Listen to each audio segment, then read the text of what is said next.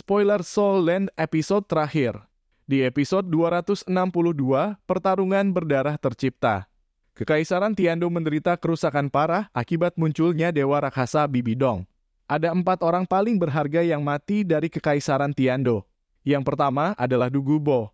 Dugubo mengorbankan hidupnya untuk memperlambat warisan dewa raksasa. Jurus keputusasaan Medusa berhasil menghentikan formasi mayat hidup, namun sayangnya Bibidong berhasil menjadi dewa. Kematian kedua dan 3 adalah pengorbanan Doulo Pedang dan Doulo Tulang. Pada saat Bibidong telah menjadi dewa dan berhasil memberikan serangan kritis pada Tangsan. Doulo Pedang dan Doulo Tulang berada di depan Tangsan untuk menahan Bibidong. Berkat Doulo Pedang dan Doulo Tulang, Tangsan berhasil memberikan serangan mentalnya pada Bibidong dan Xian Rensui dan menerobos penghalang. Kematian terakhir adalah yang paling berpengaruh besar. Dewa Laut Tangsan mati karena sabit Bibidong.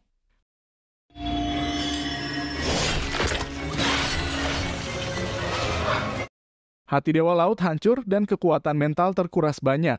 4 kematian ini membuat Kekaisaran Tiando menelan kekalahan. Bibidong memberikan waktu 1 hari. Kekaisaran Tiando harus menyerah atau orang-orang akan dibantai. Di lain sisi teman-teman Tangsan, Tang Hao, dan Ning Fengzi berkumpul di dekat Tangsan. Ning Fengzi memberitahu bahwa ada satu peluang membangkitkan orang yang telah mati. Dan itu hanya bisa dilakukan oleh 2 orang spirit pendukung yang melakukan fusi roh. Hanya Rongrong dan Oscar yang memenuhi kriteria itu dan mereka mencobanya. Membangkitkan dewa tidak mudah jika Tangsan masih manusia biasa. Rongrong dan Oscar bisa menghidupkannya tanpa masalah. Namun karena Tangsan sekarang dewa, keberhasilan belum bisa dipastikan. Selain Rongrong dan Oscar di Pulau Dewa Laut, semua makhluk berdoa agar Tangsan dibangkitkan kembali. Ini adalah kekuatan iman. Dulu Dewa Laut menjadi dewa karena iman semua makhluk laut. Sekarang iman itu dicurahkan untuk membangkitkan kembali Tangsan. Luka-luka di tubuh Tangsan dipulihkan, namun Tangsan masih belum sadar. Alasan Tangsan belum sadar adalah karena indera surgawinya telah hilang. Serangan terakhir Tangsan kepada Bibidong menggunakan semua kekuatan indera surgawi Dewa Laut. Tanpa indera surgawi, Tangsan tidak akan sadar. Singkat cerita, di Pulau Dewa Laut, Naga Doulo mengaktifkan kekuatan pelindung Istana Dewa Laut. Ada indera surgawi Dewa Laut sebagai pelindung dan Naga Doulo membuat indera surgawi ini kembali ke Tangsan. Indera surgawi kembali ke Tangsan dan akhirnya Tangsan tersadarkan.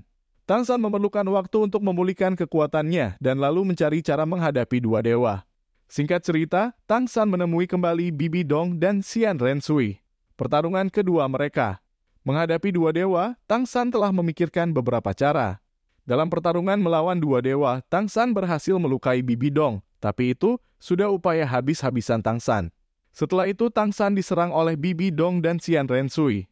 Ketika serangan itu mendekat, Xiao Wu muncul di depan Tangsan dan memeluknya. Ada aura merah darah yang menyelimuti Xiao Wu dan Tangsan setelah itu. Fusi roh, ini adalah fusi roh kekuatan dewa. Sebelumnya Xiao Wu telah menerima pedang Dewa Asura, tapi itu bukanlah sebagai pewaris, melainkan sarungnya.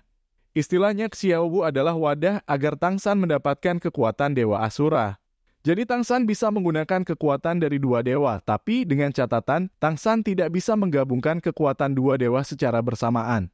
Tangsan hanya bisa beralih, bebas memilih kekuatan apa yang akan ia pakai, Dewa Laut atau Dewa Asura.